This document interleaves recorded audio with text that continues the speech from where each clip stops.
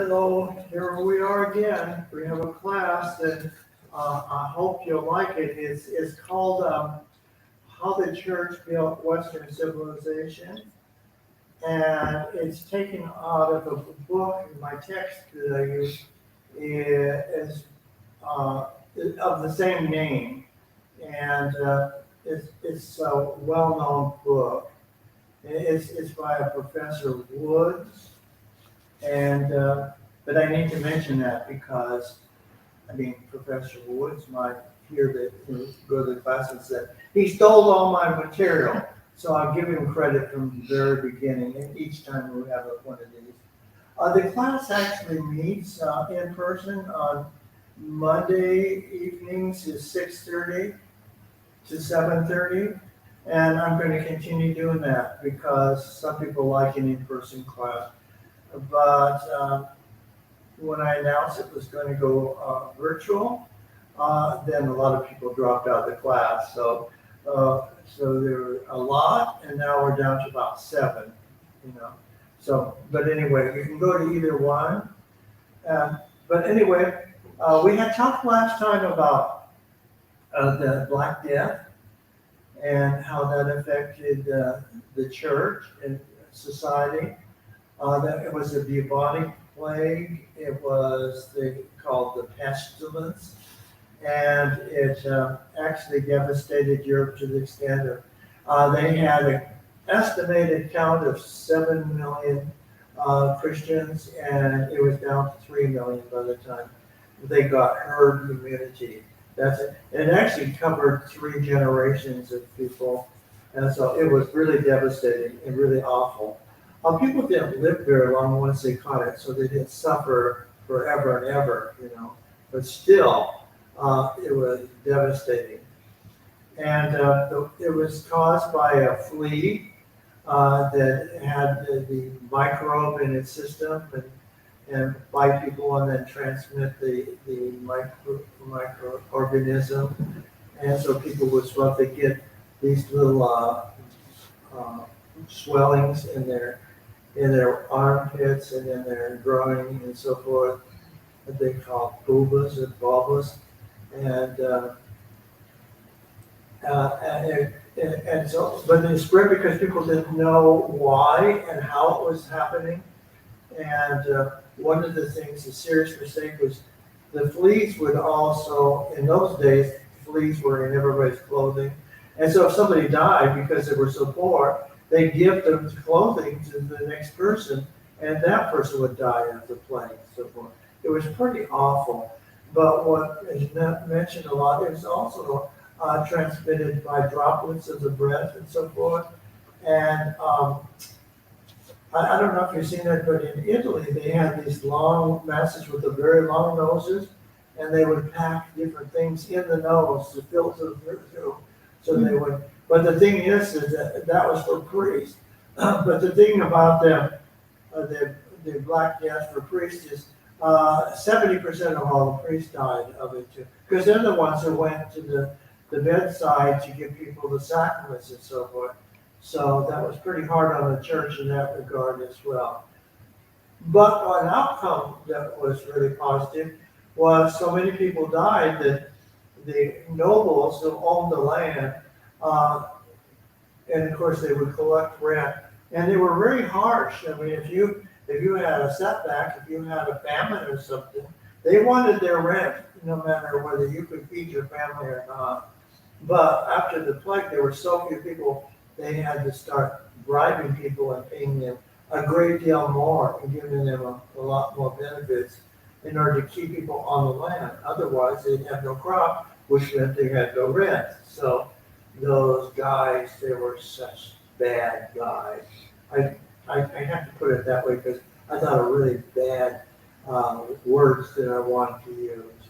They were bastards. That's what it is. So anyway, but anyway, that's the success of the one good thing that came out of the Black Death. But it was, I think we've forgotten how bad it was and how hurt immunity. See, the thing the Black Death was, nobody had been exposed to it. So, they're very vulnerable, and that's why so many people died.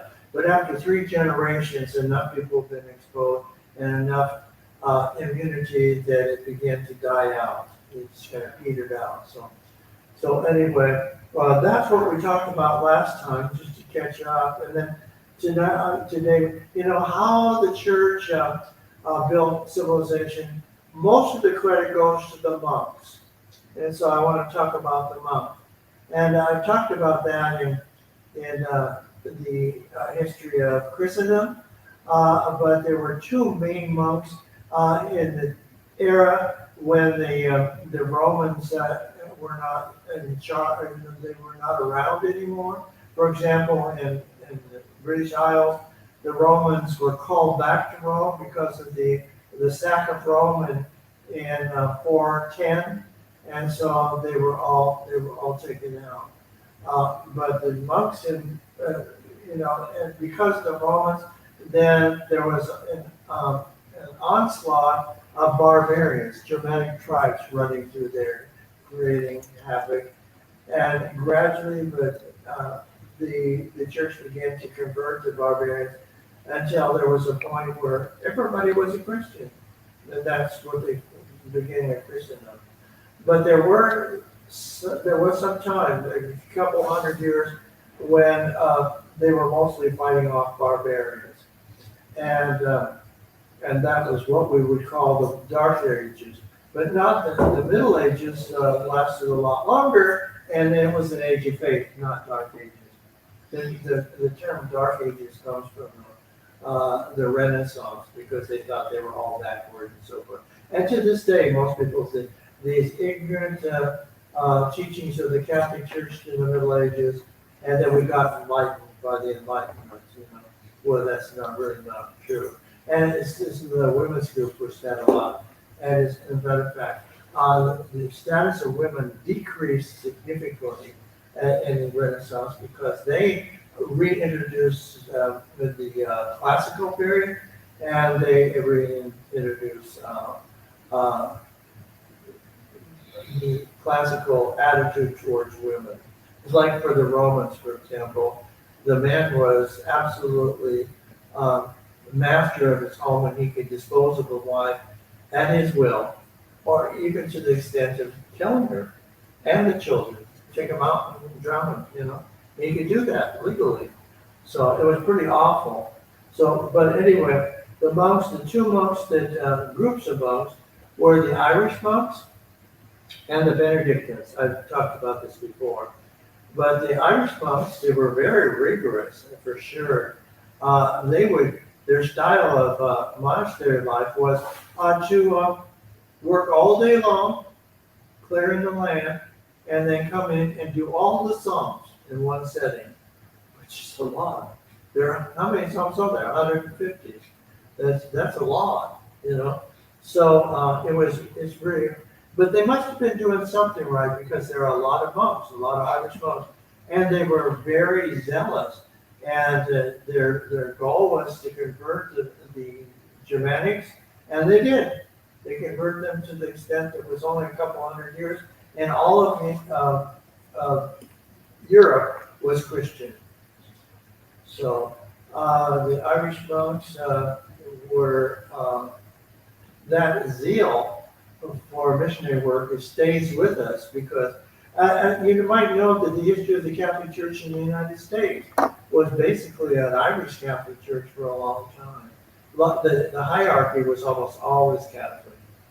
That's changed now, but in the early years in the history of the United States Catholic Church, it was mostly an Irish church. And but the other ones were the Benedictines. As you know, St. Benedict, he wrote a rule, and that rule was very balanced. So many hours for work, so many hours for prayer, and the prayer hours divided into the hours, like morning prayer, compline, and so forth, and Vespers and compline, all these different hours.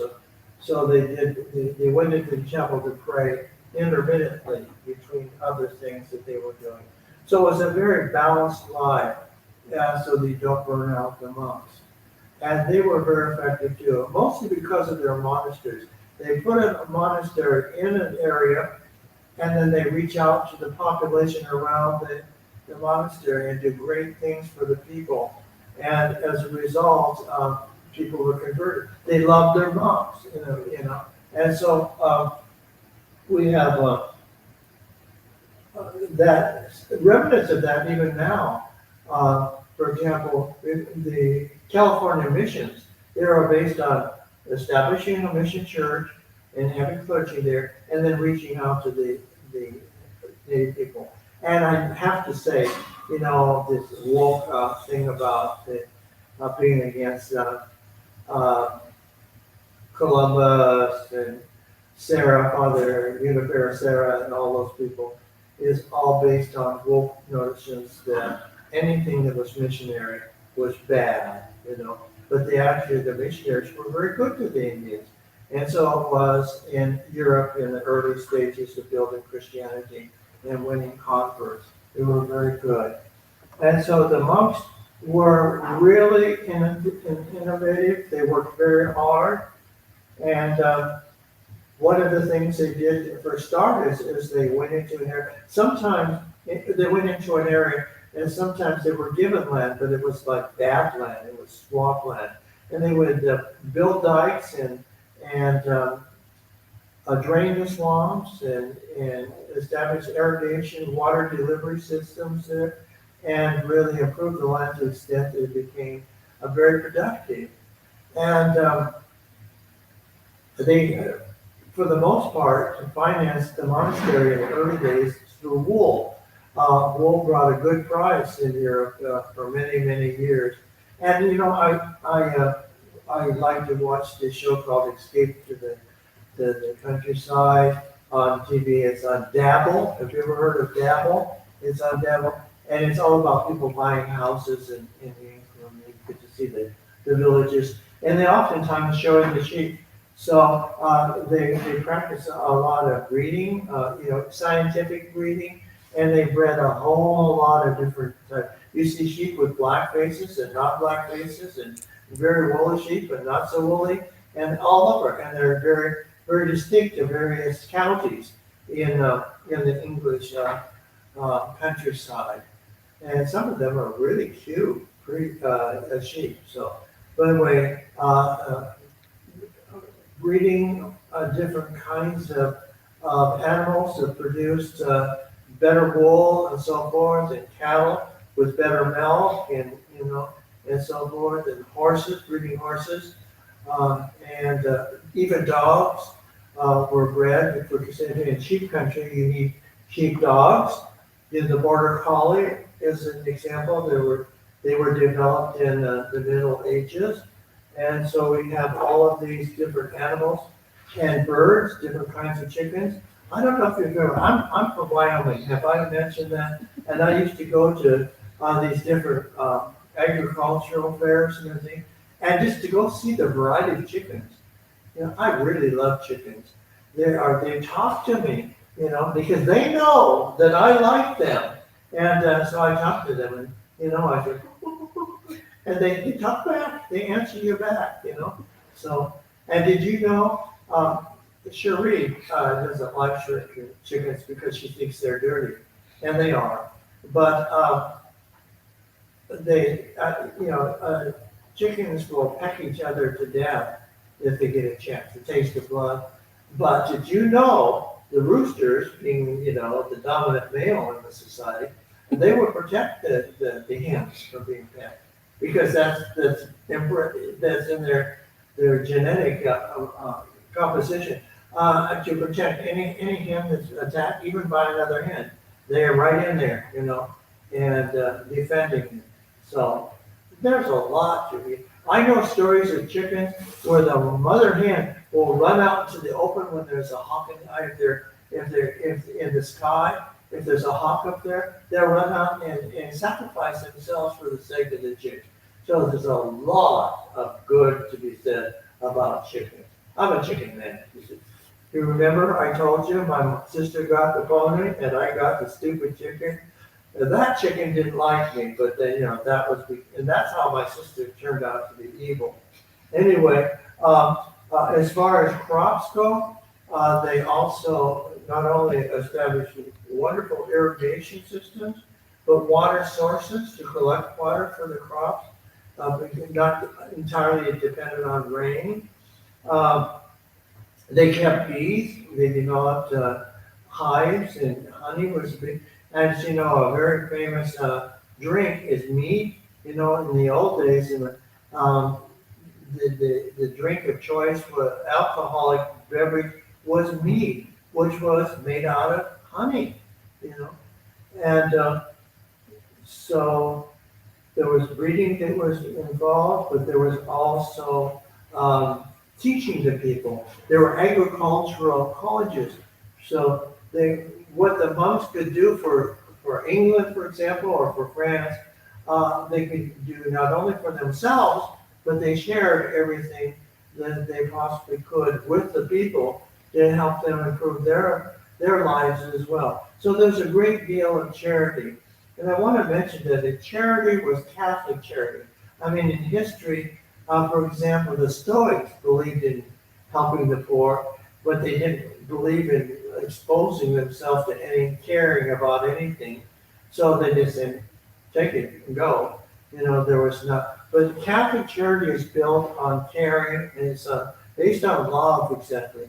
I always remember that during the Mass, we bring the collection to the altar, and we not only put the water, the wine, the bread, but also the treasure.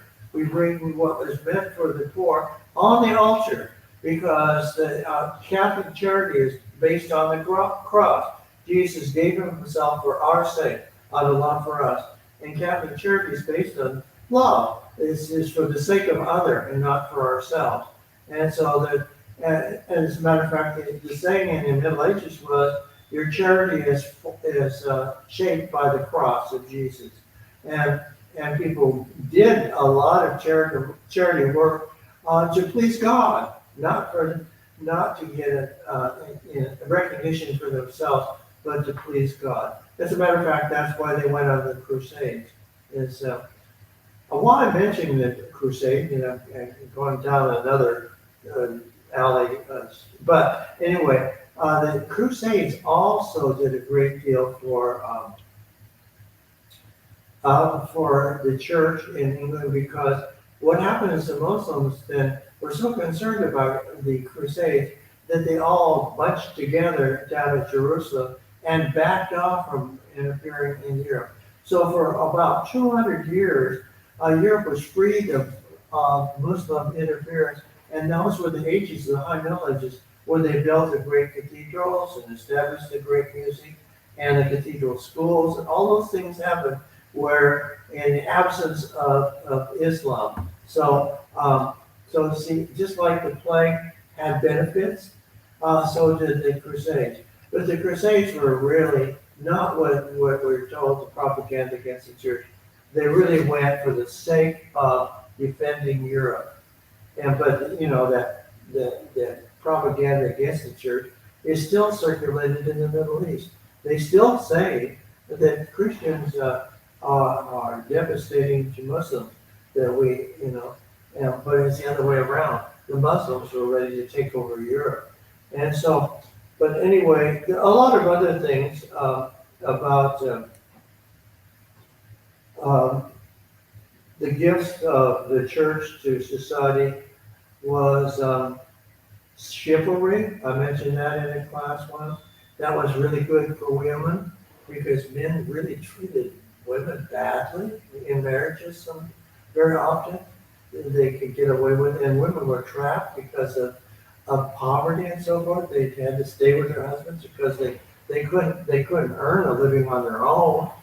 And so what the church did is they instituted this, and people say, well, chivalry is just something that developed. No, the church actually sat down at the drawing board and said, we're going to have chivalry because we're going to teach the knights to defend the honor of their women. And a knight would choose a woman to defend and so forth. But, not everybody was a knight. Only the aristocrats were knights. But men, that was the ideal. That was the thing to do, is to be chivalrous. And as a result, women began to be treated much better, and began to be given more rights. And then, of course, that had implications for family, for marriage and family. And so that was the age of romance. So all of you who swoon over, dating and stuff like that, that comes from the church, the Catholic Church. So if a teenager says, I want to go out with a certain girl, and the parents say no, say, well, that comes from the Catholic Church, So if any teenagers are watching this, I'm in your court. So anyway, the church also puts music because, all Western music is based on Gregorian chant. The Gregorian chant comes from Gregory the Great, the Benedictine Pope, and but it was beautiful music if you've ever heard Gregorian chant. And it was done in monasteries.